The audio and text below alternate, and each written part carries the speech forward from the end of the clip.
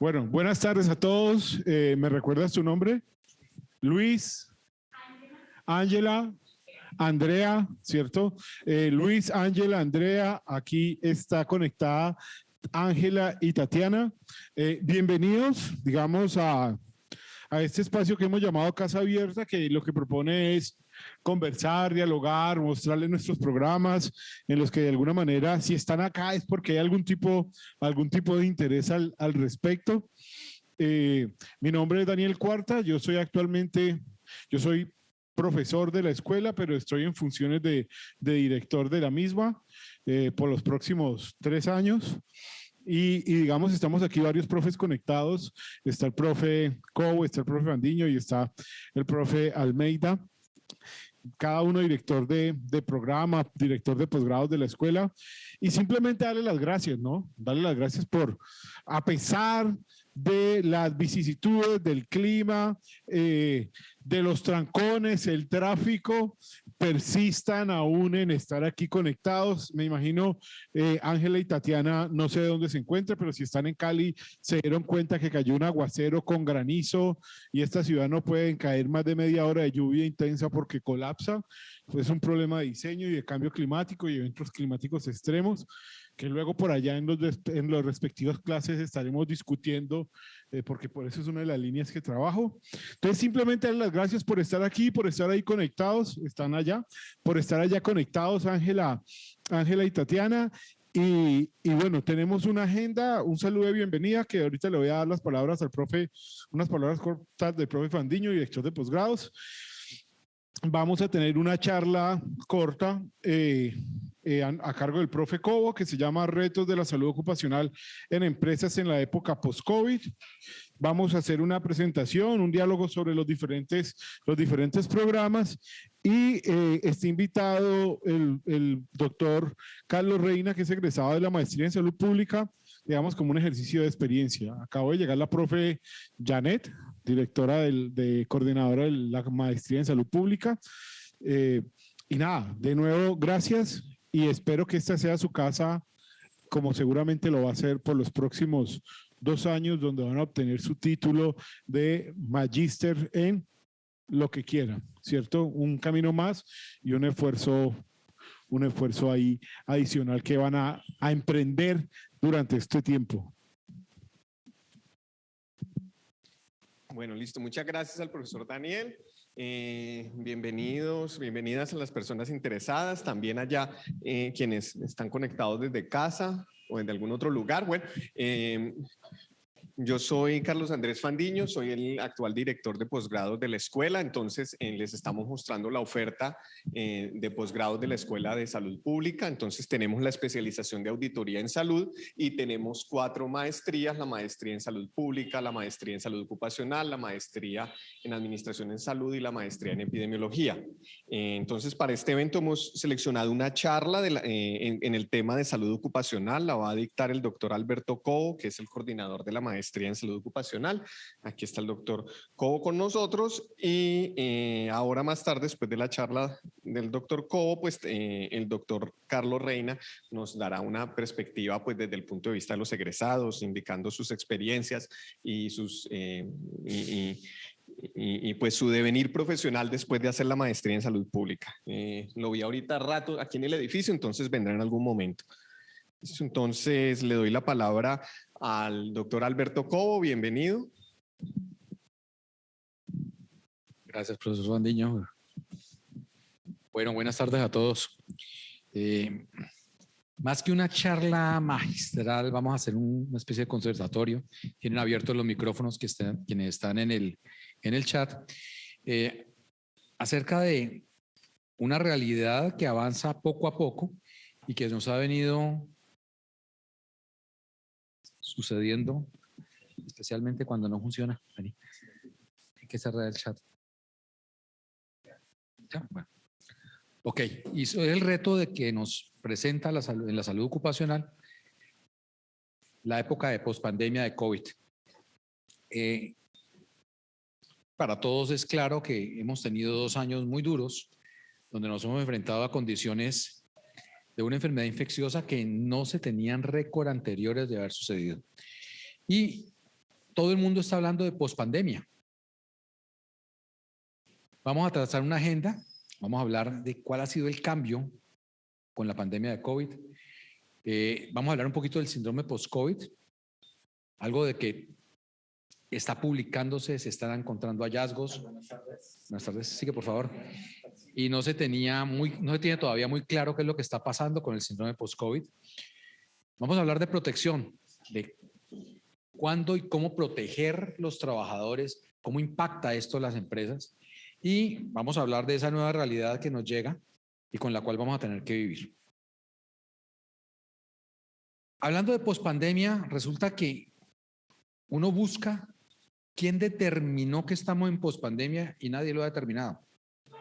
Todos hablamos de pospandemia y hablamos de pospandemia porque las protecciones que teníamos, los programas que tenían de aislamiento se han ido debilitando, hemos ido cediendo y nos hemos acostumbrado a que al disminuir la mortalidad y al disminuir los casos de contagio reportados, entramos en una fase de relajación donde la enfermedad del COVID-19 va a tener un comportamiento endémico. Pero si ustedes ven este boletín de MinSalud de marzo de este año, dice, no hemos dicho que la pandemia terminó. O sea, las determinaciones de quitar los tapabocas, de quitar el distanciamiento social, son determinaciones que se han ido tomando, pero no porque no tengamos ya COVID en medio, no porque estemos en una fase de pospandemia. Y hay una advertencia de la directora de OPS, de Carissa Etienne, que dice demasiado pronto para bajar la guardia. Todavía tenemos diseminación de COVID y la respuesta la semana pasada la vimos en Bélgica, donde decretaron de nuevo aislamientos por contagio con Omicron. O sea, en la medida en que no estemos diagnosticando, en la medida en que el COVID siga replicándose y siga mutando, la probabilidad de tener virus de COVID con mutaciones que no sean sensibles a la vacuna es mayor. Y tenemos que aprender a vivir con él y tenemos que estar pendientes de que no tengamos nuevos picos.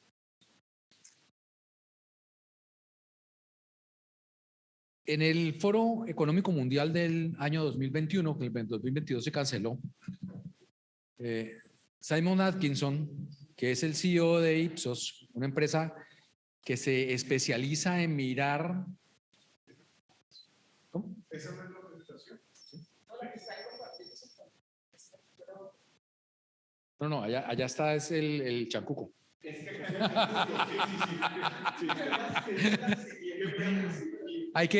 Es la siguiente diapositiva. Sí. No, debe estar acá. Sí. Qué pena la interrupción. Lo que pasa es que a mí me gusta andar con chancucos. Yo no le gasto neurona a las cosas que no puedo aprender por mí. Entonces la tengo ahí en el computador y voy siguiendo qué diapositiva sigue para tener una hilación mejor de la charla. Ok, entonces hablamos de que en el Foro Económico Mundial del 2021, uno de los participantes en este Foro Económico Mundial, donde se reúnen grandes personalidades a mirar el futuro del mundo, Simon Atkinson, que es el CEO de Ipsos, que es una empresa que se dedica a mirar para dónde van el mundo en términos de salud, en términos de educación, en términos de desarrollo tecnológico, dice que el COVID nos ha enseñado 10 lecciones y es importante detenernos a mirar cada una de esas lecciones. La primera es que las personas son más adaptables de lo que todos creíamos. La resiliencia de las ciudades, es aterrador la resiliencia de Colombia frente al COVID, frente a la pandemia. La recuperación de los mercados, la recuperación económica, la recuperación de la misma gente ha sido por encima de lo esperado. Segunda lección, la salud mental es más importante o tan importante como la enfermedad biológica en la salud pública. Y tenemos que voltear a mirar con más detenimiento la salud mental. El primer campanazo lo hemos tenido cuando el terremoto de Chile, que plantaron cerca del 50% de las personas afectadas tenían síndrome de estrés postraumático.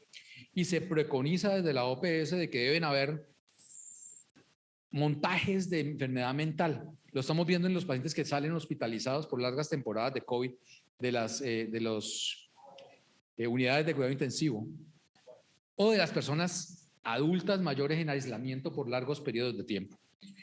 Entonces, se nos abre un nuevo capítulo sobre la enfermedad mental y tenemos que empezar a verla como una parte integral de los procesos, tanto sociales como de trabajo. La tercera lección es: los deseos del consumidor son impredecibles. Y siempre hemos dicho que la gente tenía que ver para comprar, y la gente aprendió a comprar sin ver, aprendió a comprar sin medirse, aprendió a comprar sin probar. Muchas personas empezaron a comprar sus mercados por internet, algo que no hacíamos hace muchísimos tiempos. Que nunca habíamos hecho, entre otras, y que aprendimos a hacer.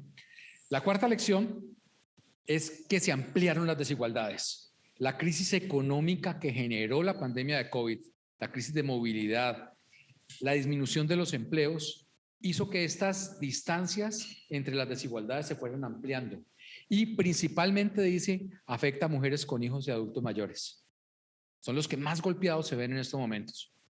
Las mujeres, porque tenían que trabajar desde su casa, al mismo tiempo no tenían quien le cuidara a los hijos, y ahora cambia el concepto y tienen que volver a salir. ¿Y quién se queda con los niños?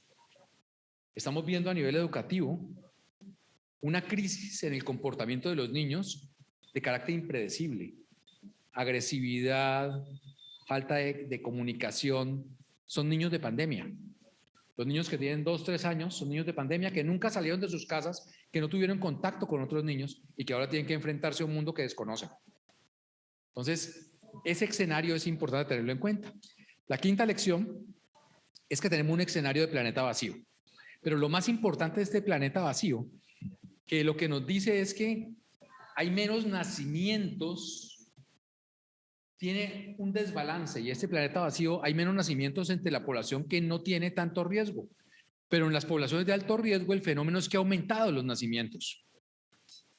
Y eso es una reacción poblacional evolutiva, casi que ancestral, casi que animal, donde cuando la población ve mucha mortalidad, automáticamente aumenta el nacimiento.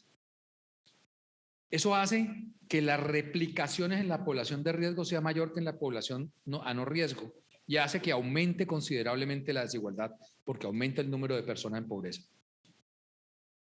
La sexta lección es que nos estamos volviendo más insulares. El mundo, después de esa globalización general, volvió a mirar hacia adentro, y estamos viendo en los países cómo podemos producir lo que antes importábamos, cómo podemos hacer lo que antes no hacíamos. Nos estamos volviendo menos internacionales y estamos volviendo a mirar la producción local, validando nuestra gente, validando nuestra producción. La lección 7 es que mantener la confianza pública es muy difícil. Y la gente empieza a desconfiar, y hemos tenido una andanada de culpas. Todos se tiran la culpa unos a otros y nadie dice las cosas buenas. Tenemos una mentalidad negativa en estos momentos donde no vemos sino los errores, pero no vemos los logros. Es algo que tenemos que aprender a manejar y salir de ese patinar en el barro de las cosas malas. La octava lección es que las expectativas del Estado han cambiado y nos hemos ido a proteger la población a riesgo. El número de subsidios en Colombia se ha multiplicado por N, y hoy en día tenemos más población subsidiada que en los últimos 20 años en Colombia. Y está pasando con todos los países, con un riesgo muy grande, y es que los subsidios, como han persistido por tanto tiempo, hacen que la población se vuelva dependiente. En Estados Unidos, por ejemplo, parte de la apertura de fronteras a los inmigrantes es porque no había quien produciera, no había quien recogiera los cultivos, porque la población trabajadora en los Estados Unidos estaba subsidiada por pandemia. Entonces estaban tranquilos. Tocó abrir fronteras para que la gente entrara a acotar esos espacios. La lección 9, la palabra miedo y la palabra riesgo se están redefiniendo. Y se están redefiniendo porque hay una pérdida del control. Nos enfrentamos a algo que no teníamos forma de controlar, que no estaba en nuestras manos. La incertidumbre fue parte de lo que nos trajo la pandemia. Aceleró los procesos, nos hizo cambiar las normas, nos hizo cambiar la forma de vida. Y la 10ª lección es que necesitamos un futuro sostenible con un liderazgo y tenemos que voltear a mirar cómo salvar el planeta, no solo del riesgo biológico, sino del riesgo climático. Estamos parándole más bolas al cambio climático, estamos parándole más bolas a las soluciones ecológicas, más a la producción interna, más a la alimentación sana, a las condiciones de comorbilidad que tanto daño nos han causado dentro de la pandemia.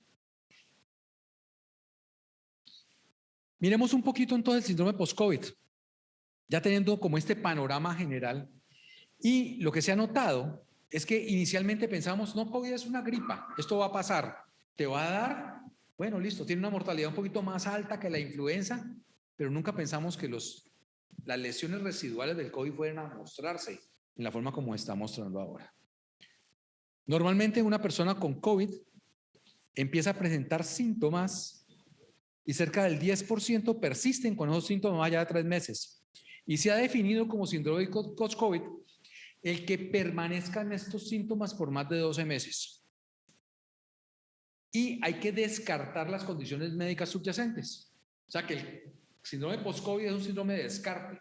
Eso genera un peso muy importante dentro de las entidades de salud porque tenemos que descartar todas las condiciones inmunológicas, las cardiológicas, las gastrointestinales, las neurológicas, etcétera, etcétera, para llegar a la conclusión de que es un síndrome post-COVID. Y si vemos la estadística, tenemos que la presencia, la prevalencia de síntomas en post-COVID va desde el 51% de la población hasta el 94% de la población en diferentes estudios. Entonces, estamos enfrentando una situación médica nueva. Los médicos tenemos que analizar qué está pasando. Las entidades de salud tienen que prepararse para el síndrome post-COVID y las empresas tienen que prepararse para el síndrome post-COVID. Porque si decimos que una simple gripe puede producir una miositis y puede poner a mayor riesgo osteomuscular un trabajador en línea, si lo vemos desde la parte ocupacional, el síndrome post-COVID también lo pondría a riesgo bajo múltiples escenarios que tenemos que entrar a controlar. Hay un estudio de Lancet de las secuelas en personal médico. Y este estudio de Lancet es interesante porque nos muestra que prácticamente los síndromes que se mantuvieron fue de fatiga persistente, con un síndrome de cansancio crónico, una disnea persistente, unos síndromes psiquiátricos y unos síndromes neuropsiquiátricos complejos. Está reportados pacientes postvacunales y post-COVID que presentan neuropatías periféricas de origen inexplicable, que van desde paresias hasta parálisis de miembros inferiores y superiores. Está explicado que hay una inflamación general del sistema circulatorio y que esos pacientes presentan problemas cardiovasculares, algunos complicados, otros no tan complicados posteriormente. Y que esos problemas son mayores en las personas que tenían lo que llamábamos las comorbilidades o las enfermedades preexistentes con riesgo de COVID grave. Entonces estamos hablando de que los pacientes hipertensos, diabéticos, obesos, inmunocomprometidos tenían un mayor riesgo de morir por COVID. Hoy en día sabemos que los pacientes, adicionalmente al riesgo de morir, tienen un mayor riesgo de tener síndrome post-COVID, tienen un mayor riesgo de persistencia de los síntomas y de tener enfermedades crónicas. La recomendación aquí, pues entonces es, desde el punto de vista del manejo del personal médico, tener procesos de retorno al trabajo más eficientes, más en la mirada de lo que puede estar pasando y compartir responsabilidades porque el síndrome de estrés postraumático es algo que se presenta en el post-COVID. Y tenemos que empezar a validar esa parte mental y esa parte psiquiátrica de los pacientes para poder retornarlo de una forma adecuada. Acuérdense que siendo una enfermedad general, entre comillas, y ahora vamos a discutirlo por qué, el COVID representa un riesgo laboral. Y ahí es donde tenemos que levantar la mano los ocupacionalistas y mirar cómo podemos colaborar con las empresas. Perdón, siguen por favor. Tranquila. Bienvenidos. ¿Cómo podemos colaborar desde las empresas? Porque las empresas son un entorno donde vive gente. Entonces, la salud ocupacional es parte de la salud pública, que está concentrada en la empresa y tiene un manejo un poquito distinto, pero sigue siendo salud pública aplicada a la empresa. ¿Cómo podemos entonces proteger nuestra gente y nuestros trabajadores y proteger las empresas? Porque la norma final de cualquier empresa es sobrevivir en el mercado. Y si nuestra gente no está bien, la empresa no va a sobrevivir. Entonces, hay un artículo de Gutiérrez y Prada que dice que los sistemas que estaban más preparados para enfrentar el COVID fueron los sistemas que pudieron quitar más rápidamente la protección y volver a, entre comillas, la normalidad. Pero resulta que la semana pasada apareció en Bélgica el Omicron y dio al traste con este artículo, porque los países industrializados que han logrado bajar la guardia, les llegó una mutación. Lo que nos dice esto es que el problema de COVID no es un problema local, es un problema mundial. Y mientras no tengamos control de COVID a nivel mundial, vamos a tener variables que nos pueden afectar a los países que ya han bajado la guardia con respecto a la pandemia. Entonces, nos hace ver localmente el país, pero nos abre las puertas a que las soluciones son de planeta. Igual que las soluciones ambientales, el calentamiento global es planeta. No es un país o el otro. COVID es planeta. Y las condiciones, por ejemplo, en África están siendo muy difíciles de manejar con respecto a vacunación por población dispersa, etc. Este es un artículo del Environmental Research of Public Health que tiene 3 puntos que son bien interesantes. El primero es que hay que identificar las condiciones individuales de la población trabajadora. Nos dice, si usted no tiene identificado adecuadamente su población, si no la conoce bien, usted no va a poder manejar las enfermedades preexistentes y va a tener un impacto de COVID mucho mayor en esas poblaciones trabajadoras que en las que sí conocen y están manejando las cosas. Las preexistencias representan un riesgo para el entorno de trabajo y las restricciones posteriores. Acordemos que en Colombia tenemos una normatización sobre las restricciones. Entonces, un trabajador que presenta así sea una enfermedad general, que tiene condiciones médicas que lo hacen estar en inferioridad de condiciones que sus compañeros, tiene una estabilidad laboral reforzada. Y esa estabilidad laboral reforzada hace que la empresa tenga que asumirlo bajo unas condiciones de reubicación o restricción. Y eso es un costo adicional para la empresa. Entonces, va a golpear directamente las posibilidades de sobrevida de la empresa. El segundo es controlar el riesgo de contagio en el trabajo, manteniendo dentro del trabajo, como una comunidad cerrada, las medidas de proximidad física y las congestiones de tipo social, las reuniones sociales dentro de la empresa. Muchas de las empresas aquí dijeron, se acabó el COVID, quitaron el tapabocas, no hay aforos y no hay aforos afuera de la empresa. Pero también los quitaron adentro de la empresa. Cuando yo tengo un trabajador al lado de otro, lo estoy sometiendo con ocasión de trabajo a un riesgo. Y ese contagio podría ser, si hay una evaluación epidemiológica adecuada, un contagio de tipo laboral. Entonces, ahí tenemos que abrir los ojos fuertemente. Y que tenemos que tener procedimientos para evaluación y gestión del riesgo. Y esos procedimientos deben incluir algo de lo que hemos estado hablando muchísimo, y es la vigilancia epidemiológica de riesgos. Cuando por allá, hace unos 8 años, fuimos al Ministerio de Salud a presentar un programa de prevención por parte de la Universidad del Valle y hablamos de vigilancia epidemiológica de riesgos, una funcionaria del Instituto Nacional de Salud me dijo que nosotros no podemos hablar de vigilancia epidemiológica de riesgos, que la vigilancia epidemiológica se daba únicamente para los diagnósticos y que eso no era un diagnóstico. Pues bien, aquí tenemos una publicación internacional que está reevaluando esa visión y nos está diciendo, sí, usted tiene que vigilar los riesgos. Y la única forma de vigilarlos es hacerle un seguimiento en el tiempo. Y si usted hace un seguimiento en el tiempo con indicadores que le permitan hacer seguimiento a ese riesgo, está haciendo vigilancia epidemiológica de riesgos. Hay que tener unas políticas preventivas y hay que tener medidas específicas para los trabajadores de alto riesgo. No podemos tratar dentro del ámbito de seguridad y salud en el trabajo igual a un trabajador que tiene una cardiopatía, que tiene una hipertensión arterial severa o una obesidad grado 3, a un trabajador que no tiene comorbilidades.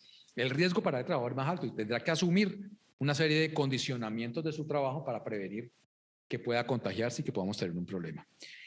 Hasta ahora en Colombia la única resolución que ha salido específica ha sido la de trabajo en casa, pero deben salir más resoluciones de esa misma y debe haber mayor normalización. Y si no la hay gubernamentalmente, hay que asumirla desde el ambiente ocupacional. O sea, son los médicos ocupacionales, el personal de seguridad y salud en el trabajo, el que debe asumir la construcción conjuntamente con las empresas de las reglas sobre las cuales funcionar internamente para prevenir la enfermedad y la muerte, porque es una enfermedad que produce incapacidad prolongada. Y tenemos que tener unas actividades de promoción y nos brinca la medicina preventiva de pronto a raíz del post-COVID y nos dice, oigan, es que ustedes no pueden tener a la gente hipertensa, hiperlipémica, con cardiopatías y ustedes no han hecho nada.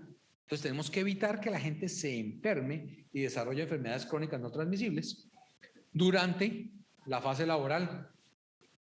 O sea, si una persona tiene unos condicionamientos genéticos para ser diabético, lo que nosotros tenemos que hacer es lograr que esa persona permanezca sin diabetes lo más largo posible, que la diabetes ojalá le dé a los 80 años, cuando ya no lo va a matar las complicaciones de la diabetes, sino que lo va a matar cualquier otra cosa. Y de esa forma, mantener la población saludable. El mantener los trabajadores saludables implica mayor productividad, implica menor gasto, implica mejoramiento de las condiciones para esos trabajadores, tanto sociales como laborales. Porque un trabajador enfermo no recibe los mismos beneficios económicos y sociales que recibe un trabajador sano.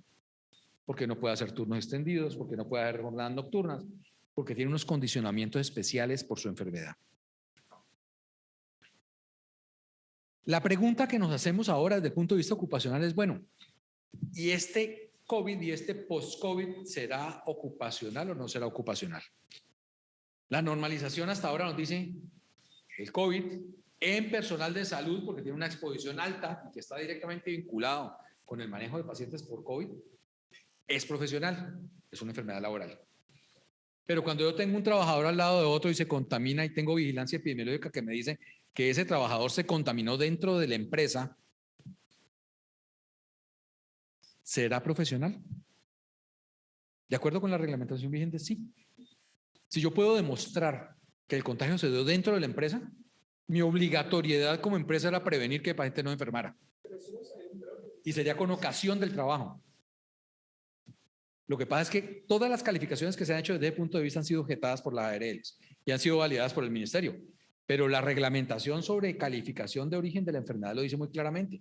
Uno se puede enfermar con causa del trabajo o con ocasión del trabajo. Y esa ocasión del trabajo, el adquirir COVID por contacto con un compañero de trabajo, es lo mismo que cuando yo voy a almorzar en la empresa, no tiene nada que ver directamente con mi trabajo y me intoxico.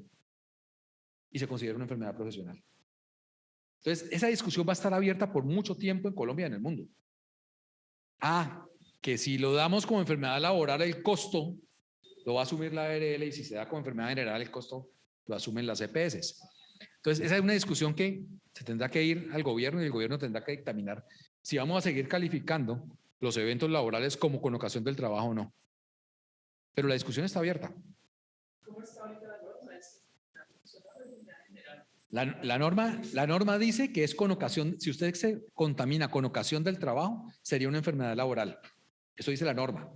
Pero como hay que probar que el contagio fue interno, entonces uno tendría que tener el programa de vigilancia que muestra cómo este trabajador se enfermó a los 4 días o 5 días se enfermó el otro y hay una cadena de contagios y hay un contacto, que hay un brote interno. Entonces, esa es la forma de probarlo, pero no hay ninguna prueba 100% segura de que el trabajador se contaminó internamente. Entonces, cuando tenemos unas condiciones externas de contagio, las ARLs o las entidades responsables de la calificación se van por el lado de usted no me puede probar que efectivamente el trabajador se contaminó adentro. Y hasta ahora lo están calificando bajo esa margen de duda como enfermedad general. Segundo punto es, ¿hasta dónde vamos a llegar con las medidas de control in situ dentro de las empresas?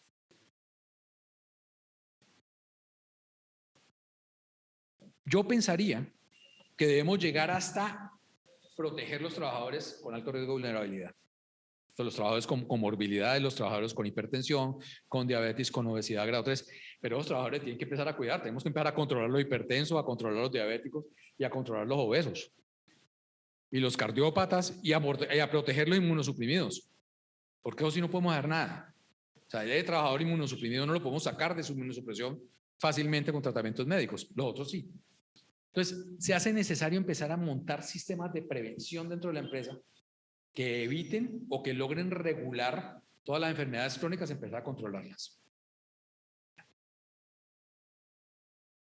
ahí el control del riesgo de contagio es inminente, o sea, debemos minimizar las reuniones presenciales. Hay un fenómeno a nivel general en las empresas y es que estamos tratando de volver a la normalidad presencial y estamos diciendo, debemos ser presenciales. Ya aprendimos a no ser presenciales. ¿Será que es importante volver a ser presenciales? Sí es importante el contacto humano. Yo comparto la idea de que debemos volver a vernos la cara. Debemos volver a aprender a estar juntos, a trabajar en equipo físico, pero igual no debemos perder esa posibilidad de trabajo a distancia, de trabajo virtual, que tiene unas ventajas también y que nos va a permitir jugar en ambos mundos. No podemos desaprender lo que aprendimos ni perder el impulso de la virtualidad. Hay muchísimas cosas que podemos seguir haciendo virtuales. Un ejemplo muy sencillo es las evaluaciones escritas para los estudiantes. Hacerla virtual es delicioso. Uno monta un Google Form o un formato electrónico, abre el examen a tal hora, lo cierra a tal hora, el estudiante contestó, inmediatamente lo envía, recibe un feedback con cuál es su nota. Y a uno le quedan todas las calificaciones organizadas en un cuadro de Excel. Antes volía uno lápiz y papel como enloquecido corrigiendo 50 preguntas por estudiante a mano. Mantengamos la virtualidad en las evaluaciones. Mantengamos la virtualidad en los accesos a las certificaciones gubernamentales. Han funcionado perfecto. No tenemos por qué perderlo. Entonces, esa es una discusión también que tenemos que mirar a futuro. Igual en el artículo de Environmental Research of Public Health, las condiciones de post-COVID, definitivamente ellos dicen, impactan las condiciones de trabajo. O sea, las empresas no se pueden agachar y dejar que el COVID pase por encima. Tienen que ser parte de la solución. Y deben haber unas condiciones de proximidad y congregación social. Y hay algo muy importante que anota este artículo y es la salud ocupacional empresarial. Los médicos empresariales, los médicos laborales, son la mejor oportunidad de poder diagnosticar riesgo. Porque tienen una población cerrada. Para los salubristas públicos es muy difícil manejar las situaciones de riesgo poblacional porque la población es móvil. Porque el 60% o más de la población tiene trabajos informales y se mueve a través de las ciudades, a través de los pueblos y de los departamentos y de la nación. Nosotros en la empresa tenemos la población restringida, confinada a un espacio. Podemos evaluarle y podemos hacerle seguimiento. Y, bueno, la vigilancia de los factores. Entonces, ¿cuál es esa nueva realidad a que nos enfrentamos nosotros? Primero, están apareciendo normas. Apareció la ley 2088, la firmó el presidente hace unos 6 meses, donde dice, una cosa es el teletrabajo y otra cosa es el trabajo en casa. Bajo condiciones de emergencia usted puede mandar a la gente para la casa. Y quitó un montón de restricciones para el trabajo en casa. Le quitó peso a las empresas en responsabilidad sobre, por ejemplo, el diseño del puesto de trabajo. Pero le da peso a otras cosas importantes, como por ejemplo, la posibilidad de que la gente tenga jornadas laborales estables y que no esté disponible 24 horas, que era un problema de la virtualidad. Ya que estás conectado, haceme esta vuelta. Entonces, no. Hay una jornada laboral, se mantiene la jornada laboral, se mantiene la relación contractual y hay algunos elementos que la compañía tiene que darle al trabajador en casa y es una definición temporal de un puesto de trabajo. No puede ser definitiva porque si se vuelve definitiva y el trabajador no va a volver a la empresa, entonces ya estamos en teletrabajo. Y esa es la gran diferencia entre uno y otro. Lo segundo es que el riesgo persiste en el tiempo y vamos a tener que vivir con él. Con este riesgo, con la viruela del mono, con cualquier cantidad de patologías que nos van a empezar a aparecer a nivel mundial y que antes de pronto no teníamos. La realidad es que las bacterias las tenemos bastante bien controladas. Y ahora, desde el punto de vista de salud, los virus son los que nos están brincando por todo lado. Hay que hacer entender a las empresas que la medicina ocupacional y la medicina del trabajo son vitales para su productividad.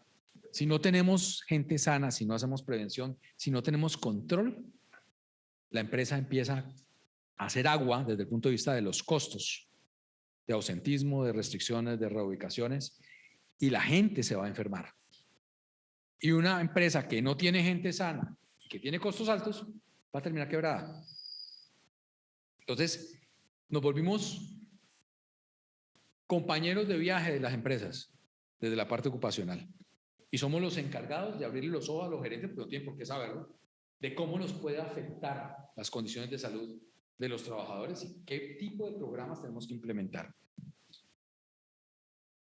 Vamos a tener, como decíamos, los virus en medio nuestro y el riesgo biológico va a ser la norma y no la excepción. Antes era excepcional que tuviéramos una pandemia. De aquí para adelante, olvídense, esto va a seguir sucediendo y vamos a tener condiciones de riesgo biológico dentro de la empresa. Y por último, la medicina preventiva en el lugar de trabajo debe ser usada como una herramienta de mejoramiento de salud.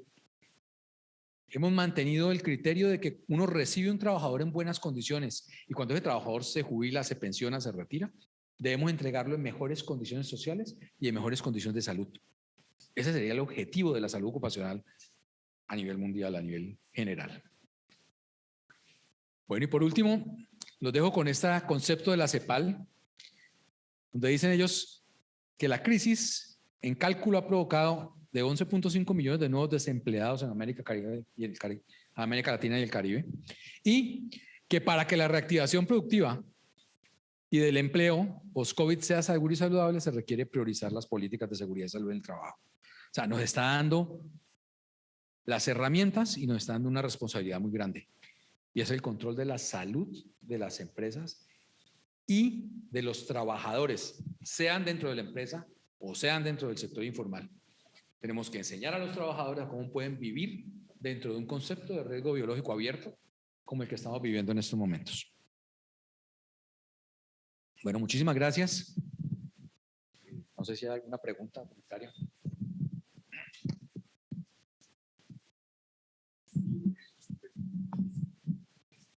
La frase que decías que la salud ocupacional, el objetivo es regresar el trabajador mejor de lo que entró, pero pues es bastante loable, pero creo que al final de 20, 30 años de vida laboral, eso no se cumple, ¿no? ¿Qué opinas de eso? La respuesta ante eso. Bueno, no, cuando digo en mejores condiciones o en iguales condiciones, es porque el trabajador a través de su proceso laboral, lógicamente va a tener un deterioro por edad. Si yo salgo a los 65 años, yo voy a tener una pérdida auditiva por presbiacusia, porque estoy más viejo, porque el colesterol ha dado vueltas por mi organismo, mis músculos no van a tener la misma reacción. Pero lo que no puedo hacer, y el criterio es este, lo que no puedo hacer es que ese trabajador salga enfermo por condiciones que pude prevenir desde lo laboral.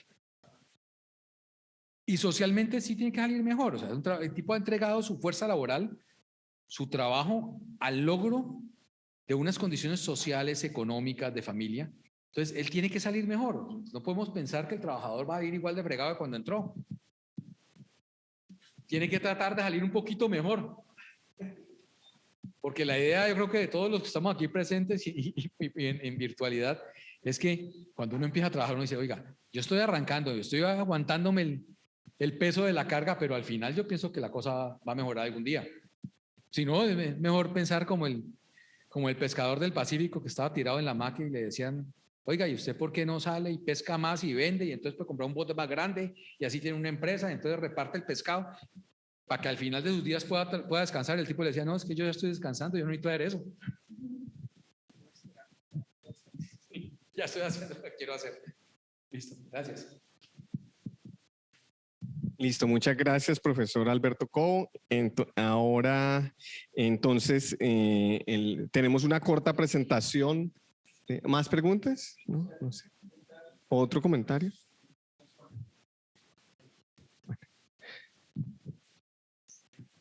Bueno, muchísimas gracias, profesor, pues por la presentación. Solamente quisiera pues como hablar de 3 puntos, porque realmente considero que el ámbito de la salud ocupacional en todo lo que ha sido pues como los procesos de vigilancia epidemiológica y demás, es un reto bastante grande. Digamos que la efectividad que pueden tener estas medidas de protección y de gestión y demás han ido variando durante el tiempo. también pues por la presión de los diferentes sectores económicos y demás. Cuando comenzamos la pandemia, digamos que toda esta gestión de conglomerados en las empresas y demás, uno podía ver cómo la empresa se preocupaba un poco más, cómo también todo lo que eran las ARLs y demás estaban más ahí, pero realmente a medida que fuimos flexibilizando las normas y demás, técnicamente el sector empresarial se volvió inmanejable. Por más que uno se reúna con ellos, por más que hable con las ARL y demás, uno no encuentra las garantías pues para poder, digamos, de alguna forma comprometerlos. Porque realmente la imagen que siempre se tiene es que esto me va a hacer perder plata. Y ya bastante plata he perdido hasta el momento.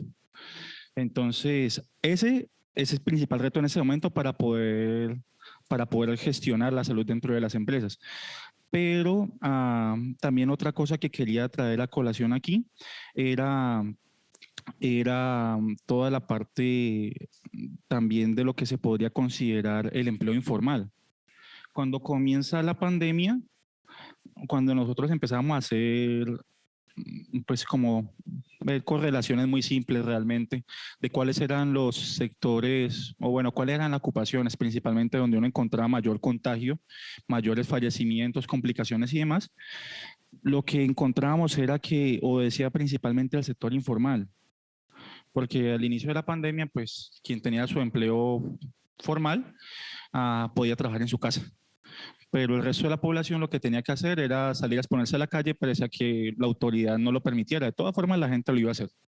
Entonces, ahí es donde encontramos cantidad de trabajadores informales contagiados, en esos conglomerados de Santa Elena, los berracos de contagio, donde encontramos todo lo que era el sector de los transportes. Ellos decían taxistas, pero la mayoría eran conductores de aplicaciones y demás, pues como el pirata. Eso también, digamos que es una limitante bastante grande, porque en todo este sector de la gestión de la seguridad laboral nos vemos acotados o nos vemos limitados muchas veces a lo que es el empleo formal. Y en un entorno como el de Colombia, donde la cantidad de desempleo o empleo informal es tan grande y cada vez va más para arriba, realmente eso podría convertirse en una limitante en las acciones que llevemos como salubristas.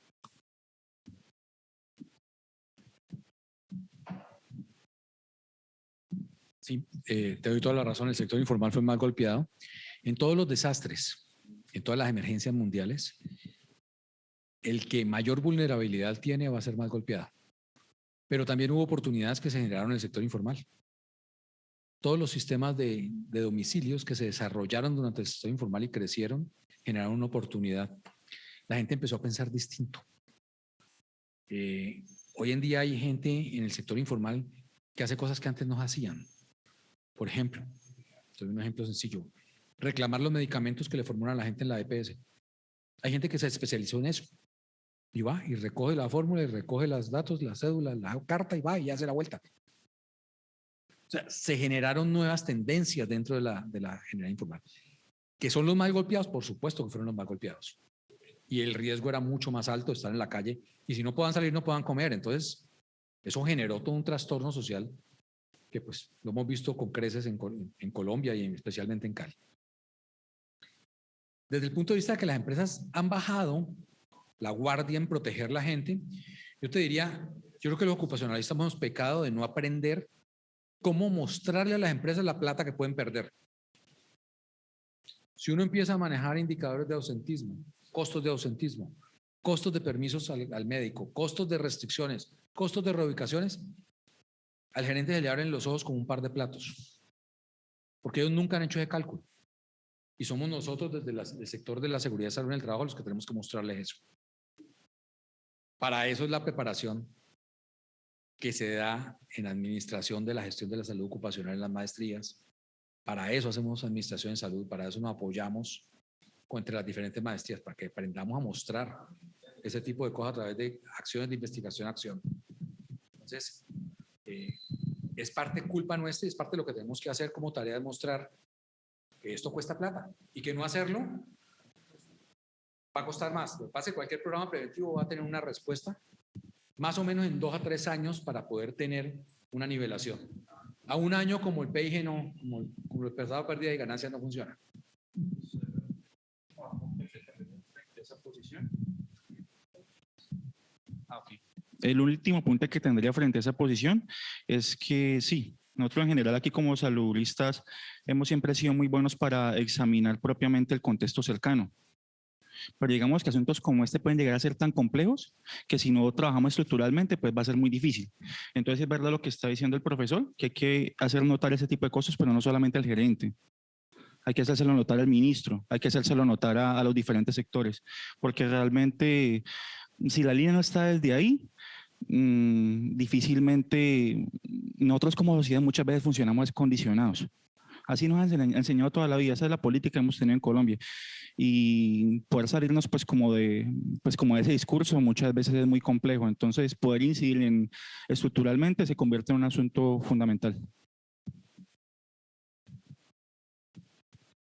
Yo voy a solo señalar un comentario que me parece muy relevante. Yo creo que si estamos en época de pospandemia o estamos en pandemia, creo que es un tema clave que poco hablamos de la salud mental.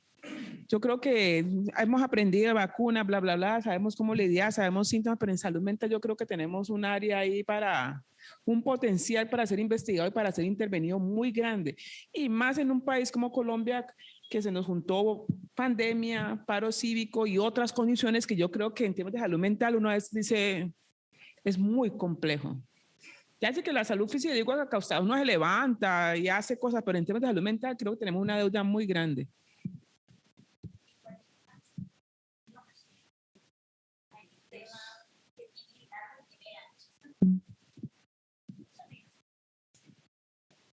Absolutamente de acuerdo con Janet. Tenemos que trascender el riesgo psicosocial de la norma y empezar a pensar realmente en salud mental dentro de la parte ocupacional.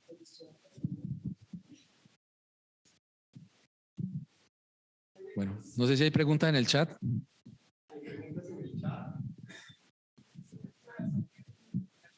Gracias.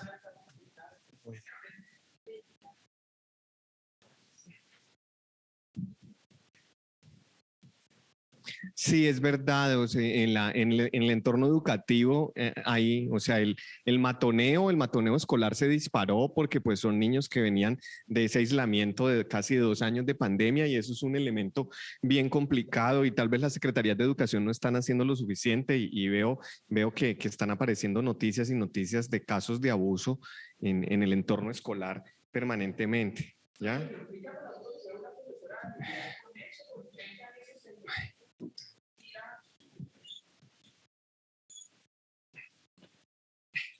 Daniel, ayúdame con esta llamada. Es de Erlin Porras del doctorado, algo necesita.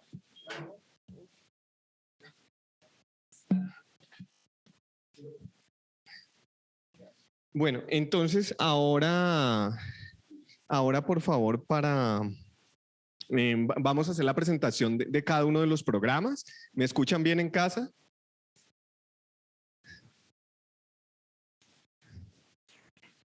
¿Me están escuchando los que están en casa? Listo, entonces Alexander para hacer la presentación de maestría de Administración en Salud y de una vez de especialización de auditoría, por favor, venga acá. Venga acá, les presento al profesor Alexander Almeida, entonces para hacer la presentación y estaba preguntando que si la gente que está en la casa escucha bien. Listo. Gracias. Muy buenas noches, ¿cómo están? Un placer, un gusto saludarlos, ¿cómo va todo? Bueno, mi nombre es Alexander Almeida, yo coordino 2 programas aquí en la escuela. Uno de ellos es la auditoría en servicios de salud y el que vamos a exponer en este momento es el de programa de maestría en administración en salud, ¿sí? Administración en salud. Básicamente, el contexto de esta maestría asume a que el profesional de salud o el profesional de ciencias económicas y administrativas o cualquier personal que haya tenido algún tipo de experiencia, interés, algún tipo de alcance frente a lo que es la administración de los servicios de salud, será un componente muy válido desde el punto de vista de formación, desde el punto de vista de investigación, desde el punto de vista de toma de decisiones, desde el punto de vista de manejo de personal, desde el punto de vista de recursos, desde el punto de vista de planeación, desde el punto de vista de perspectivas, desde una iniciativa de evaluación económica, desde una interpretación de políticas públicas. Con esta maestría en administración, el profesional que se forma, ¿sí?, tiene una serie de factores que le van a favorecer en este aspecto de actores del sistema del sector salud que tenemos. ¿Por qué? Porque el profesional nosotros lo encajamos en cada una de las diferentes facetas que tiene el sistema, desde el ámbito asegurador, desde el ámbito prestador, siendo una empresa social del Estado y siendo una IPS privada y siendo también un plan de beneficio de orden de prepagado, ¿sí? ¿Por qué? Porque el contexto desde el orden público y el orden privado es totalmente diferente. Simplemente hay que tener cuidado con lo que se reporta en información, con las diferentes directrices, con la apropiación de presupuestos, con la elaboración de rubros presupuestales, ¿sí? Con todo este manejo que es vigilado, ¿sí?, por parte del CISPRO, que lo vigila el ministerio, y por la parte de la Superintendencia de Servicios de Salud. Entonces, la administración, de forma resumida, le va a brindar una serie de herramientas, ¿sí?, para que usted tome unas decisiones acertadas, para que usted logre integrar los diferentes panoramas, las diferentes maestrías. Se integra con salud ocupacional, se integra con la maestría de salud pública, con epidemiología, porque hay que tener en cuenta que es un engranaje global que se debe hacer. El administrador de salud debe tener el conocimiento claro sobre el concepto administrativo, la parte legislativa, la parte funcional, la parte procesal, la parte de reporte de indicadores, la parte de utilidad del servicio, la parte de costo-eficiencia, costo-utilidad y todo lo relacionado con la administración de los servicios. En esta presentación, ahí creo que, ¿no hay más? ¿Solo está esto? Creo que estaban, bueno, pues como todas las maestrías que tenemos es de carácter de investigación o el enfoque es investigativo. Son 4 años, ¿sí? Sí, perdón, son 2 años, 4 semestres que tenemos. Hay algo muy interesante en la maestría. Estamos haciendo fuerza porque debido a las contingencias, debido a los diferentes planes de beneficios que manejamos, diferente a los cambios opcionales que tenemos en el sistema, debido a los reportes de indicadores que hay que hacer, debido a lo que es el manejo, por ejemplo, técnico de una empresa social del Estado, que tenemos este contexto hoy en día que se puso de moda, lo que es el plan de saneamiento fiscal y financiero. Estamos enfocando unas asignaturas a este factor, que es el de hoy en día de toma de decisiones claves para tratar de que esas instituciones que tienen un riesgo por Ministerio de Hacienda identificado de alto riesgo no se vayan a liquidar. Por lo que queremos nosotros es que las empresas sociales del Estado que han sido manejadas de forma equivocada o por desconocimiento del gerente en este caso, o el del administrador, o porque simplemente no lo quiso hacer, muchas de ellas se categorizan de alto riesgo por Ministerio de Hacienda, no las califica Salud, las califica Ministerio de Hacienda. Y si una entidad prestadora de servicios se califica en alto riesgo, quiere decir que usted tiene 1 año para que haga un plan de saneamiento fiscal como administrador del servicio de salud, si no se va a quebrar, ¿sí? Si no se va a liquidar y se va a unir con la que esté más cerca para hacer un punto satélite, que es lo que quieren últimamente con este sistema. Las empresas sociales del Estado que no estén en capacidad de direccionar y en capacidad de dirigir sus recursos en favor de la población, van a ser liquidadas y se va a formar satélites como tal, ¿sí? ¿Qué más les puedo decir de esta maestría? Estamos articulando un trabajo fuerte e interesante con diferentes instituciones. Tenemos trabajo con ARLs, tenemos trabajo con la Cruz Roja, tenemos trabajo con diferentes instituciones de prestadoras de servicio y con empresas sociales del Estado, donde está rotando el estudiante, donde el estudiante está yendo a conocer los diferentes panoramas. Tenemos profesores muy bien calificados, tenemos profesores con experiencia en el manejo administrativo, han sido gerentes, directores, líderes de calidad.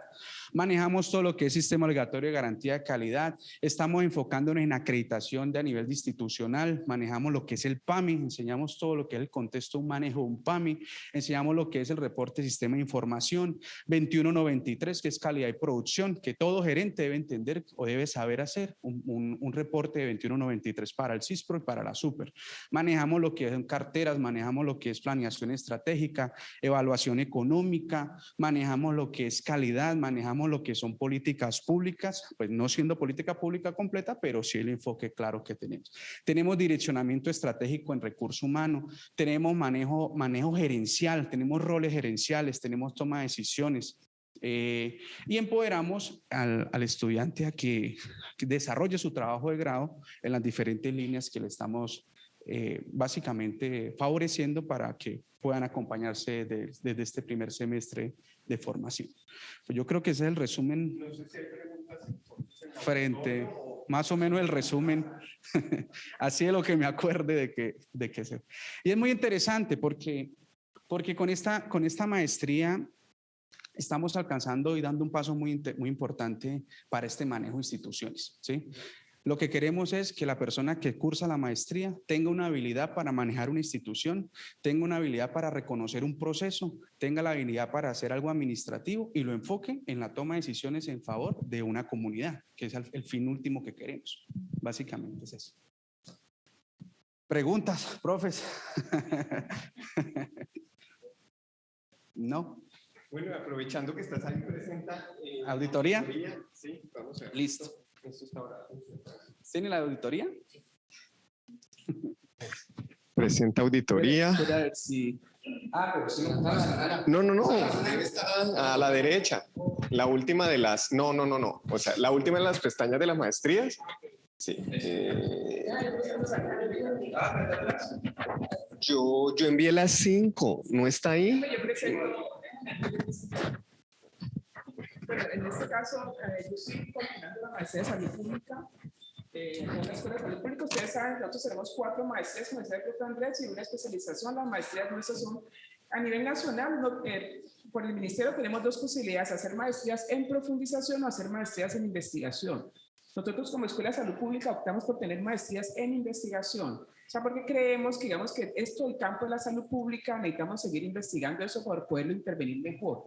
Las maestrías de profundización tienen una diferenciación que no es muy clara en el ministerio, pero que en el currículo sí se nota. Y es que cuando usted va a hacer investigación como epidemiólogo, salubrista o salubrista ocupacional, usted tiene mejores herramientas para hacer investigación y promover intervenciones. Digamos, eso es lo que, digamos que es el plus que tenemos, digamos, como maestrías en investigación. En particular, esta maestría de salud pública es del 1968, tenemos una tradición grande acá en la Escuela de Salud Pública. La mayoría de los salubristas de la región han sido formados aquí, ¿cierto?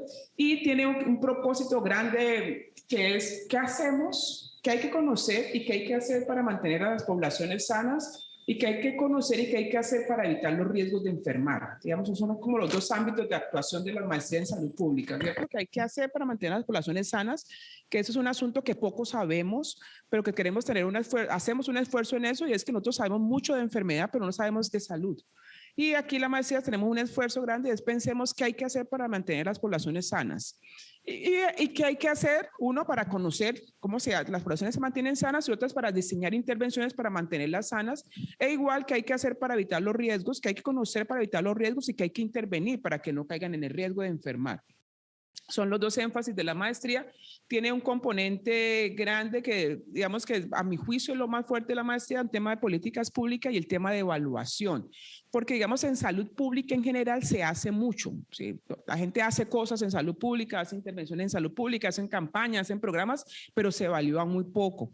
Yo espero que los egresados nuestros, y ese es un propósito de la maestría, y es que nuestros egresados tengan mucha competencia en hacer evaluaciones de intervenciones en salud pública, que cuando necesitemos hacer evaluación de lo que se hizo, digamos, evaluar el sistema de vigilancia de COVID, llamen a los egresados nuestros porque tienen competencia para hacer evaluación, porque se hace mucha intervención, pero de verdad se hace muy poca evaluación en general en el país, y cuando uno necesita contratar evaluadores de salud pública no hay, o sea, hay muy poca competencia en eso. Déjame mirar un momentico, nosotros tenemos una maestría de 50 créditos. En este momentico nosotros arrancamos, todas las maestrías nuestras son acreditadas de alta calidad, tenemos que arrancar nuevamente el proceso, pero todas están acreditadas de alta calidad. Tenemos en este momentico en las maestrías nuestras, las 4 maestrías arrancamos igual también un proceso de reforma curricular, porque pensamos que una maestría un programa académico que no se mueve cuando ha pasado una pandemia es muy difícil. Algo tiene que moverse. ¿Cierto? Usted no puede seguir no puede seguir trabajando la misma clase después de que hemos pasado por lo que hemos pasado. Por ejemplo, deberíamos tener más énfasis, y lo hemos discutido aquí en términos de vigilancia en salud pública, en términos de salud mental, esos componentes, cómo pasan por los programas nuestros. Necesitamos volver a revisar las mallas curriculares nuestros porque no pasamos por cualquier momento. Entonces, en eso estamos como Escuela de Salud Pública. Las 4 maestrías las estamos revisando para hacer una propuesta de reforma curricular, pero eso sabemos que va a tomar un tiempo, pero estamos en ese propósito. Tenemos, es una maestría, las maestrías nuestras tienen otro carácter también, que también nos toca revisar, que es el asunto de la presencialidad, ¿cierto? Tenemos unas maestrías que arrancamos los sábados, los viernes, a la 1 de la tarde y terminamos los sábados a las 4:30 de la tarde. Sí, unas jornadas intensas, son intensas, o podemos decir tranquilamente que son jornadas intensas porque empezar clase a la 1 y terminarlas después el sábado son intensas, pero yo creo que salen con muy buenas competencias en hacer investigación, que digamos es lo que nos interesa a nosotros en este momento en las maestrías. Entonces, si hay preguntas sobre las maestrías en salud pública. Ustedes saben, nosotros tenemos una cosa que me parece interesante y es que los 2 primeros semestres iniciales los vemos todos juntos, ¿cierto? En salud pública y de epidemiología vemos casi todos juntos, después nos volvemos a juntar como en tercer semestre con salud ocupacional, sí nos juntamos, o sea, porque hay unas cosas que creemos que deben ser compartidas, otras que son propias de cada campo de conocimiento, o sea, hay posibilidades, digamos, y tenemos la posibilidad también ahora con más flexibilidad de hacer trabajos de investigación compartidos. Para nosotros sería ideal que los estudiantes dijeran, mire, yo soy de la maestría en salud pública y puedo hacer mi trabajo de investigación con alguien de epidemiología, es ideal. ¿Cierto? Cada uno con su trabajo de investigación, pero porque son campos de conocimiento afines, cada uno con unos niveles de competencia diferentes, pero que se puedan compartir. Ese es el ideal que nosotros queremos llegar, de que hagamos trabajos de investigación de manera compartida, intermaestrías, porque entendemos el campo de la salud pública como un campo de conocimiento transdisciplinar. Si usted coge prestadas teorías de la psicología, teorías de la sociología, ¿cierto? De la misma salud para hacer trabajo de investigación y para plantear intervenciones. No sé si hay comentarios, preguntas a los profes si quieran completar. Ahí hay comentarios en el chat. Listo, gracias. Gracias, Johnny. Entonces, sigamos con, pues, no sé, Alexander, o para terminar, o ocupacional, aprovechando que está ahí el profe Alberto. Bueno. Ok. Bueno, vamos a hablar un poquito de la maestría de salud ocupacional. Dame el siguiente. La maestría de salud ocupacional fue de las primeras que se consolidó en Colombia, en la Universidad del Valle.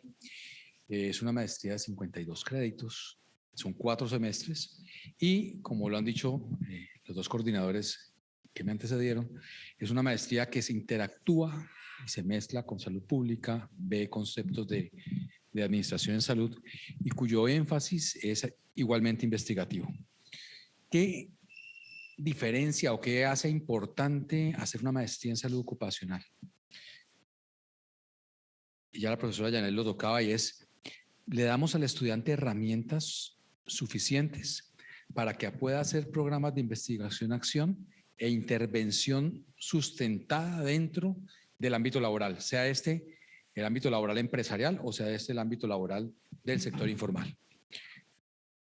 Esa capacidad de investigación se genera a través no solamente del conocimiento de todos los componentes de la salud ocupacional, la seguridad, la higiene, la medicina del trabajo y la medicina y conceptos de medicina preventiva, sino a través de la práctica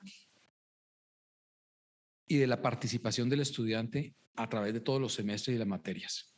O sea, el estudiante en salud ocupacional va a tener que estar leyendo, haciendo presentaciones, haciendo trabajos prácticos que lo acercan a los conceptos reglamentarios de la salud ocupacional y a los conceptos de la salud dentro de la empresa. La otra cosa importante que tiene la maestría en salud ocupacional es que lleva un componente pedagógico y hace que el maestrante en salud ocupacional tenga capacidad de armar programas educativos, algo que no tienen muchísimas otras especializaciones y que es una parte muy importante de los programas cuando uno trabaja en salud ocupacional hacia los trabajadores.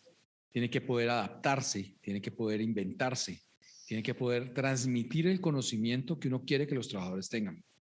Y ese componente es un componente interesante. La otra cosa que pasa dentro de la programación de salud ocupacional es que es multidimensional. A la maestría de salud ocupacional convergen abogados, administradores, ingenieros, enfermeras, médicos, fisioterapeutas, psicólogos. Y eso hace que la discusión interna dentro del grupo de la maestría y la discusión con las otras maestrías sea muy interesante y muy enriquecedora. Al final hay una tesis de investigación que es liderada por un tutor, bien sea de la institución o fuera de la institución, y que es avalada por un comité de docentes dentro del programa de posgrado, que hace que los trabajos de investigación tengan peso. O sea, no es el trabajo para graduarse, sino que es el trabajo de peso que contribuye en alguna forma al crecimiento de la salud ocupacional desde el punto de vista del país y desde el punto de vista del maestrante. Esos son como los principales componentes de la maestría en salud ocupacional. Igual como están las de salud pública, la de administración, estamos en un proceso de reestructuración y de revisión de los componentes.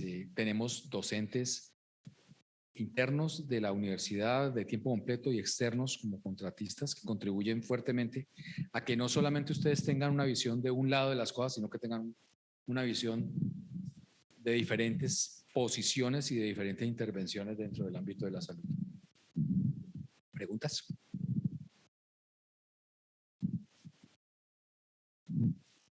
Listo, gracias. Hay una pregunta, dos preguntas en el chat. Entonces hay una relacionada con el ensayo del ingreso. Entonces, las personas que pasan la primera fase de ingreso, se les envían las instrucciones para la segunda fase, que es donde está el ensayo. Entonces, cuando las personas, pues cuando hagan su proceso de admisión y si pasan a segunda fase, ahí se les enviarán las instrucciones específicas. No puedo adelantar nada sobre lo del ensayo porque son preguntas específicas, sí, y son particulares de cada maestría, y el concurso tiene unas instrucciones específicas que se le enviarán a los aspirantes que pasen a segunda fase. Y sobre el horario, no, pues digamos, cuando se le mandemos, es importante saber que los grupos de investigación que hacen parte de la Facultad de Salud, el trabajo de investigación de todas las maestrías se puede desarrollar en esos grupos de investigación, no solo de la Escuela de Salud Pública, ¿no? Sino de la Facultad de Salud. La profesora Janet va a explicar un poco más. No, o sea, esta es una escuela de posgrados, ¿no? Nosotros no tenemos pregrados, es una escuela de posgrados, ¿cierto? Aquí mismo en la escuela tenemos grupos de investigación, centros de investigación, pero también hay grupos y centros de investigación e institutos por fuera de la universidad. El ideal sería para nosotros, digamos, que si un estudiante revisa, un aspirante, un estudiante revisa las líneas de investigación de los grupos y los centros, entonces que uno lo acoja en el centro, en el grupo de investigación. Ah, yo quiero trabajar en un asunto, digamos, de inequidades sociales y salud. Listo, entonces venga, se trabaja con la profesora Janet y arme su proyecto de investigación allí, ¿cierto? Para que se vinculen a los grupos o centros de investigación. Pero igual también si un estudiante llega con una investigación que no es afín a ninguna línea nuestra, pues bienvenido también, porque nos está dando cuenta también de qué está pasando afuera. Sí, o sea, no significa que tenga que casarse con las líneas nuestras. No, que antes que nos mueva, antes al contrario, que nos traiga nuevas cosas para que nos mueva las líneas nuestras, porque pues uno se casa con cosas acá adentro. Y es bueno que venga gente que nos renueva. Y un comentario también que me parece es que cada maestría hay una normatividad de la universidad para los requisitos de ingreso, pero digamos las particularidades la define cada maestría. Entonces, mientras una define un texto argumentativo, una define un esbozo de proyecto, cada una define como unas instrucciones para el documento que tienen que entregar cuando están concursando. Sí, no hay nada extraordinario, pues no hay un secreto así, pues como nada normal, o sea, es un aspirante, entonces espera que como aspirante muestre lo que sabe en ese momento en su papel de aspirante, no esperamos que tenga la investigación, nada de eso, ¿cierto? Porque no es lo que esperamos, para eso van a hacer la maestría. El horario los viernes, sí, todos los viernes y sábados del mes, ese sí es un asunto que por lo menos hasta que no hagamos algún ajuste, pensemos de que sea otra modalidad, estamos jugando la que la maestría se mantiene viernes y sábado. Bueno, gracias. Venga, te dejo para... No veo bien. Bueno, la especialización de auditoría tiene una duración de 2 semestres. Esta especialización de auditoría, sí, el enfoque no es investigativo, es de profundización. Es decir, el profesional la culmina con un abordaje de un caso que se denomina papel de trabajo de auditoría. Pues en esta dinámica, desde el primer semestre o la culminación del primer semestre, papel de trabajo auditoría 1, el profesional hace un seguimiento inicial a un caso con unas características específicas para que en el segundo semestre ya se dé todo el consolidado de este análisis de caso, de esta interpretación del proceso de auditoría y pueda culminar su especialización. La especialización de auditoría es muy particular en el sentido que está enfocando al profesional en todo lo que tiene que ver con el concepto de auditoría de procesos, auditoría de calidad, auditoría de cuentas médicas, procesos de auditoría concurrente o de concurrencia médica. Está formando, tiene algo muy novedoso que es la línea de auditoría forense. Estamos también formando lo que es auditoría forense, calidad, cuentas médicas, concurrencia, auditoría administrativa, auditoría de procesos. ¿Qué más les puedo decir? Tiene un enfoque fuerte en lo que es calidad, tiene un enfoque fuerte en lo que es habilitación, en lo que es sistemas de información. También tiene algo muy bueno que es el dinamismo de todo lo que es el sistema de seguridad el sistema general de seguridad social. Tiene módulos a nivel de salud, tiene un módulo a nivel de ARL, tiene un módulo a nivel de pensiones. De forma detallada también mira lo que es procesos de acreditación de alta calidad, lo que es John Commission, lo que es la de ICONTET, acreditación de ICONTET, John Commission y demás procesos. También tiene dentro de su alcance la especialización de auditoría lo que se relaciona con la prestación del servicio y la auditoría del proceso a nivel interno prestacional, y lo divide en diferentes enfoques, desde una auditoría a nivel de un proceso de consulta externa, de auditoría de facturación, de auditoría de urgencias, ¿sí? De auditoría de recurso humano y todo lo que es planificación de una auditoría. Ven el rol gerencial de auditor, porque el auditor de la Universidad del Valle no sale a hacer simplemente auditoría, sino a liderar los procesos, a liderar los grupos de auditoría, porque está en capacidad de hacer la planificación de una auditoría, ¿sí? Reconoce lo que es el campo auditoría desde una EPS, reconoce cómo responder a la auditoría siendo un prestador y reconoce cómo es la viabilidad de un campo auditor, ¿sí? Ese es algo muy importante y nos diferencia de los demás auditores que ustedes pueden conocer, que es que nosotros no formamos para que se quede siendo auditor raso, sino que sea el líder del proceso de auditoría. ¿Sí? Tenemos experiencias muy interesantes, hemos formado auditores de diferentes especialidades médico-quirúrgicas, ¿sí? En este momento formamos una doctora de nombre Liliana, que es pediatra, y ella se quiere enfocar todo lo que es el proceso de auditoría en unidad de cuidado intensivo que ella maneja. O sea, lo que quiero decir es que estamos enfocándonos a que lideramos o formamos líderes de auditoría desde un complejo de rol de gerencial, desde interpretación de procesos, ¿sí? de adecuación de espacios, de reconocimiento normativo y todo lo enfocado en calidad en la prestación del servicio final. Eso es básicamente, profesor Andrés. Preguntas, dudas, inquietudes. Listo, gracias, profesor Alexander. ¿Hay preguntas aquí o en las personas conectadas desde casa? ¿Hay algo nuevo? No. Listo, gracias. Bueno, entonces ahora la que nos falta, epidemiología. Listo, entonces, y ahorita para presentar entonces la maestría en epidemiología, así como la maestría en salud pública, entonces una maestría orientada ante todo a la investigación, es una maestría de investigación, pues también se dan algunos elementos pues para epidemiología en la gestión de las autoridades de salud o secretarías de salud, y también para pues epidemiología de los servicios de salud en diferentes IPS y otras instituciones. También tiene elementos para eso, pero tiene un fuerte componente en investigación. La duración es de 4 semestres. Compartimos el primer semestre con la maestría en salud pública, entonces en muchas de las temáticas de cursos y de contenidos, pero ya después entonces la malla curricular a partir de segundo, tercero y cuarto, pues ya es propia de la maestría en epidemiología. El horario es el mismo que hemos visto en las otras maestrías, entonces viernes en la tarde, viernes en la noche y sábado en la mañana y en la tarde. Y bueno, y está entonces enfocada ante todo pues a procesos de investigación. Pues es una maestría con amplio reconocimiento en el país porque es la más antigua de las maestrías en epidemiología.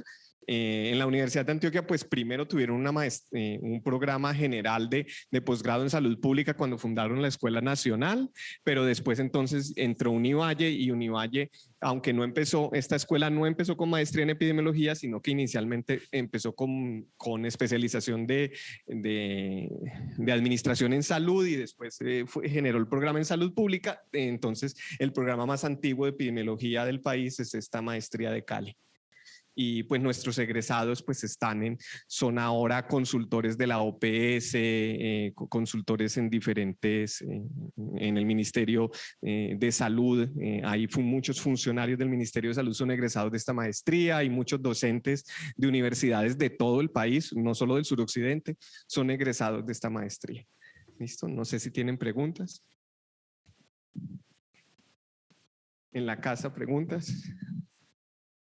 Bueno, gracias. Y ahora entonces nos acompaña Carlos Reina, que como egresado nos va a contar sus experiencias y pues también hago la invitación, me atrevo a hacer la invitación a la egresada Andrea Ordóñez también que nos acompaña. Entonces también nos puede contar un poquito de sus experiencias. Carlos Reina es egresado de salud pública y Andrea de salud ocupacional. Si quieren pasen acá al frente, gracias.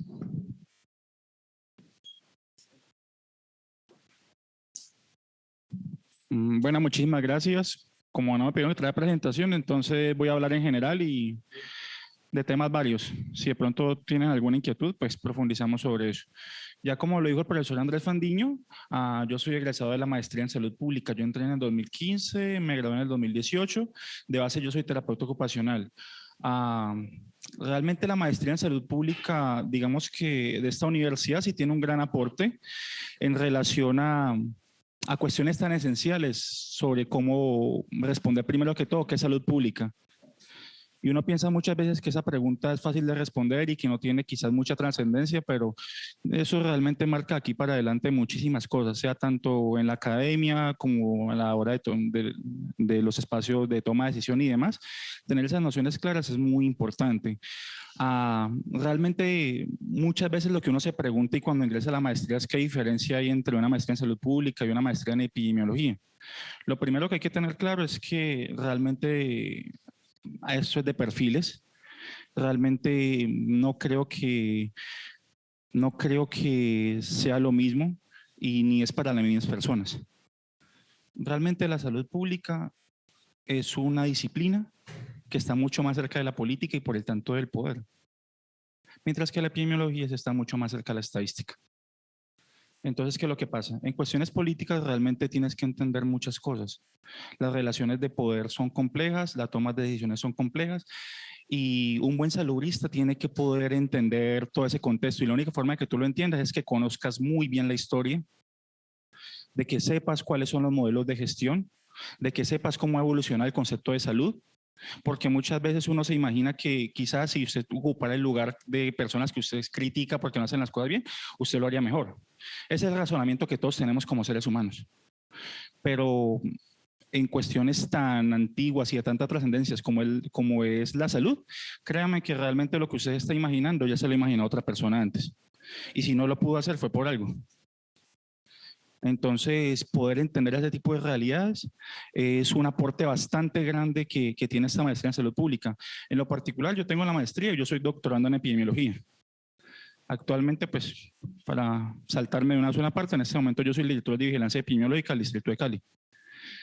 Y cuando hice mi doctorado en epidemiología, realmente se sintió mucho la diferencia con otros doctorados del país.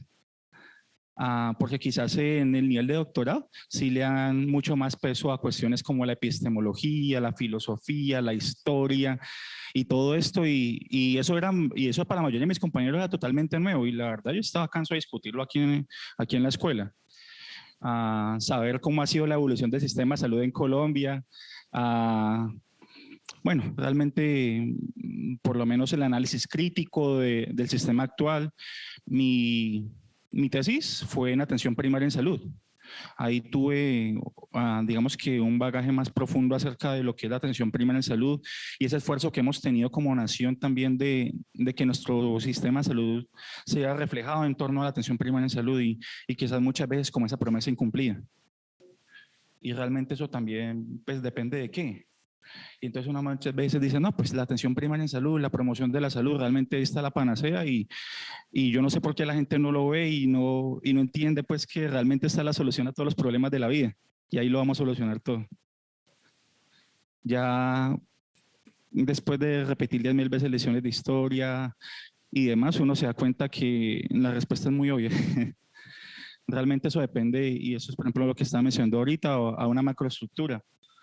Realmente la historia de la humanidad no es lineal, tiene diferentes tipos de momentos y muchas veces lo que se ha podido lograr en salud es porque ha obedecido ese momento. Realmente el entorno te lo permitía. Y se supo aprovechar en su momento, y si no se pudo continuar las cosas es porque el entorno cambió, que es lo que pasó con este enfoque de promoción de la salud y atención primaria en salud.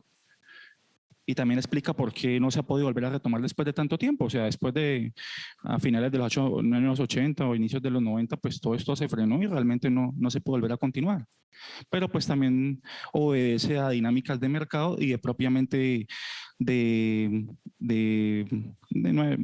propiamente del orden económico que ha tenido pues nuestra historia actual.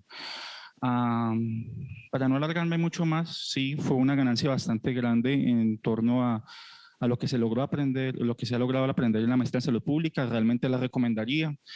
Hay mucha diferencia en, como dice la profesora Janet, en una maestría en investigación frente a una de profundización. Yo sé que quizás no es mi afán como asustar a nadie, pero la investigación no es fácil. La investigación es fácil, puede que a ti te hayan querido inculcar la investigación desde el pregrado y en la maestría, pero realmente la investigación es un tema muy amplio. Y como muchas cosas en la vida, solamente se aprenden haciéndola. Y no se aprende haciéndola una o dos veces, te puedes echar toda la vida aprendiendo a hacer investigación. Realmente un investigador se forma y va a mejorar hasta el día que se muera. Entonces sí, es un ejercicio continuo y como le digo, muchas veces nadie extraña lo que nunca ha tenido. Entonces, si a nosotros no se nos exige investigar, lo más probable es que no lo hagamos o lo hagamos a medias, que esa es la gran diferencia que te podemos tener con una maestría en profundización, pues con muchísimo respeto. Aquí se te exige como tal un trabajo de investigación para poder graduarte. Y es el derrotero más grande que pueden tener las maestrías en esta escuela. La mayoría de personas se mueren en graduarse por eso. Pero también es porque no estamos acostumbrados a investigar. No se te exige nada del otro mundo, solamente que hagas una investigación, pero realmente eso no es tan sencillo y requiere pues como mucho compromiso. Requiere pues como mucho compromiso y entender y mucha tolerancia en la frustración.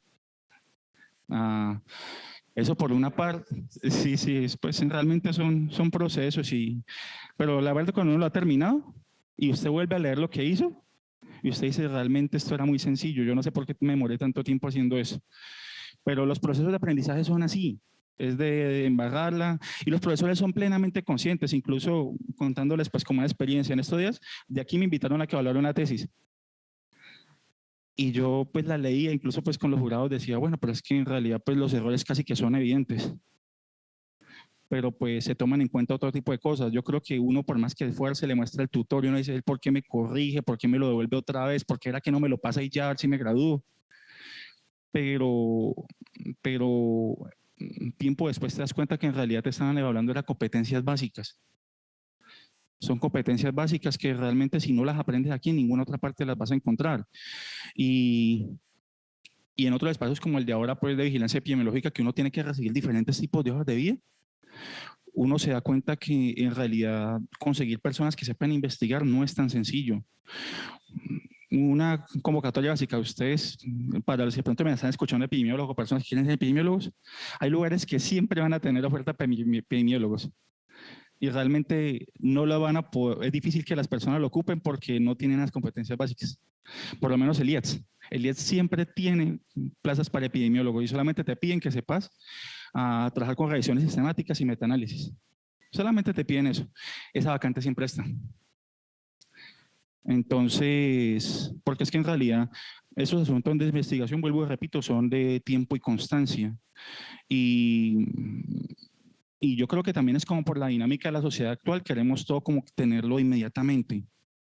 Entonces, como que haces, en un año te dan una maestría de epidemiología o de salud pública, qué sé yo, vas a venir solamente o vas a estar en clase solamente una vez al mes y en un año sí o sí tienes tu cartón.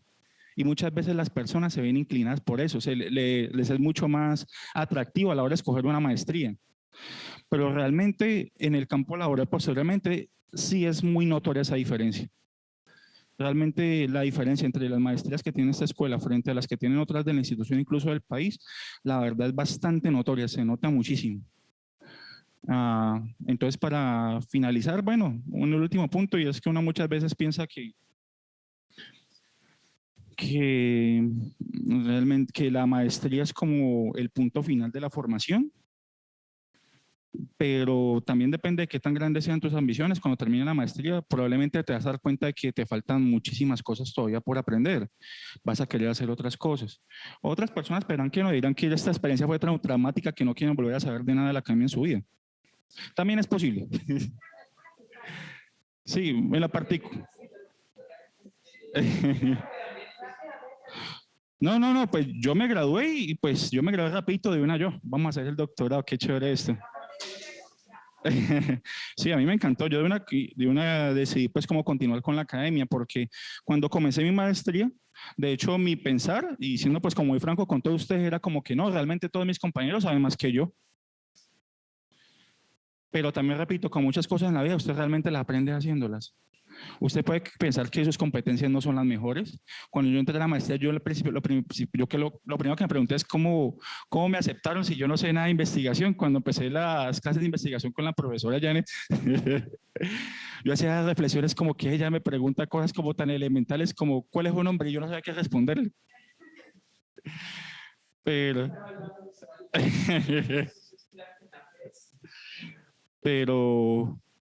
realmente la vida es así, pues es de retos, es de enfrentarse a las cosas y pues como encontrarle la comba al palo y pues como darse la oportunidad también.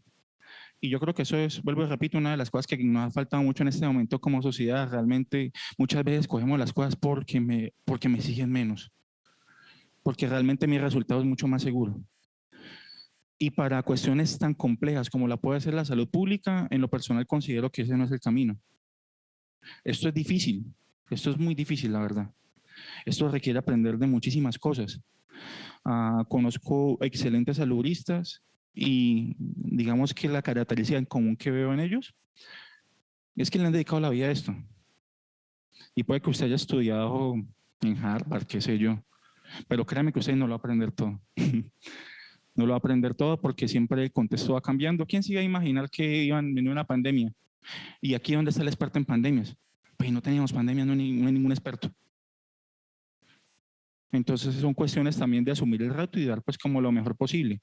Entonces, bueno, finalizando eso y bueno, y que también pues son campos de conocimiento muy grandes y lo más adecuado es pues como seguir avanzando en eso que te llama la atención, que te gusta y poco a poco en lo que se insiste y se tiene constancia y disciplina se va aprendiendo. En ese momento, pues como ya les dije, ya estoy en esta parte de dirección, quizás pues no era una línea que estaba que era comúnmente ocupada por alguien con mi perfil. Pero realmente a poder afrontar diferentes tipos de retos también te va dando herramientas para poder afrontar espacios como ese. Finalmente, pues hacerle una invitación a todos a que continúen, que no se desanimen, al que está pensando, ¿será que sí me meto o no? Anímese. Eso es difícil, pero vale la pena. Muchas gracias, Carlos. Y ahora unas cortas palabras de Andrea. Aquí me atrevo a invitarla así de repente, ya que la veo de asistente. Sí, mi asistente.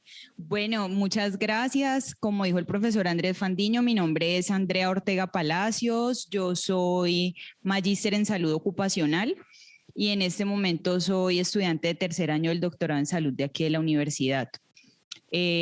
Pues decirles básicamente, siguiendo las palabras de mi compañero, que es un proceso en el que uno, pues a veces cuando ha trabajado desde la parte asistencial, uno quiere desligarse un poco, ¿no? Como tener otras opciones o ver unas perspectivas más amplias de su trabajo, de su perfil. Yo soy fonoaudióloga de formación. Entonces, a veces como que uno de hacer un trabajo diario con pacientes o con usuarios llega a un punto como, bueno, quiero otras perspectivas, quiero mirar otras opciones para ampliar mi quehacer y surgen como estas posibilidades, pero a veces uno se va como por lo que no quiero hacer como algo administrativo o algo más de este corte. Y yo los invito primero a que se sienten a pensar como en las afinidades que tiene cada uno, ¿sí? O sea, como a esa afinidad interna que tienen con un tema en especial, como lo mencionaban los profes y mi compañero, la universidad y la escuela de posgrados ofrece posgrados investigativos con énfasis pues en investigación. Y a veces muchos, y me pasó cuando mis compañeros de cohorte llegaban y ellos querían ser expertos, por ejemplo, en el sistema de gestión de seguridad y salud en el trabajo, o ser muy expertos en la aplicación de alguna norma técnica puntual.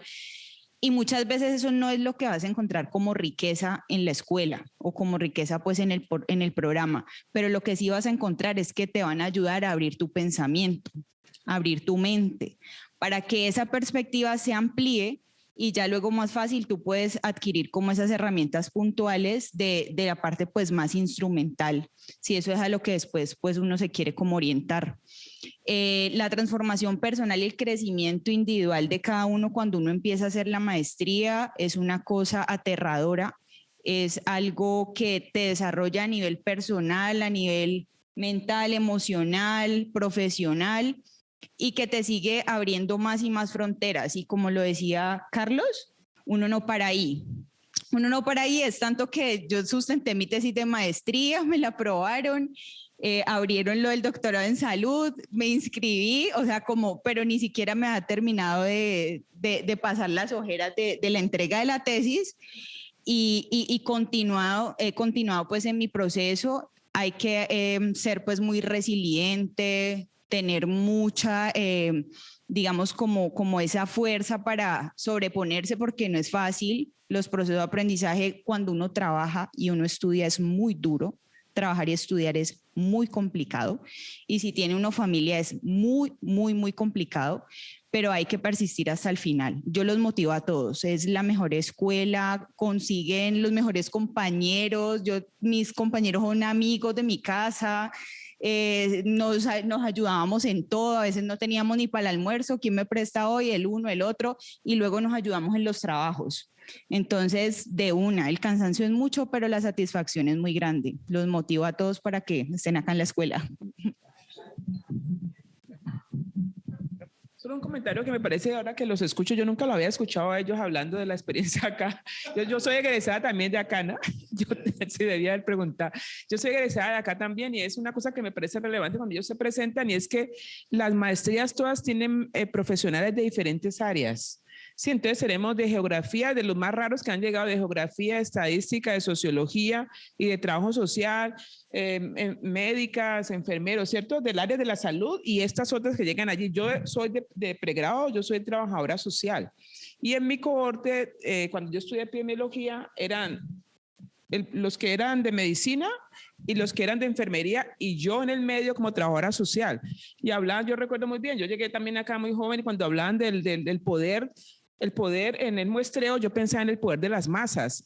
Es cierto, todo era un cambio, fue muy complicado de verdad para mí, pero fue aprendizaje, porque una vez dice, ¿yo cuándo voy a aprender esto? Claro, cuando hablaban del poder en la muestra, de plausibilidad, los conceptos de epidemiología, de incidencia. Yo recuerdo que yo perdí el primer parcial con Carlos Rojas.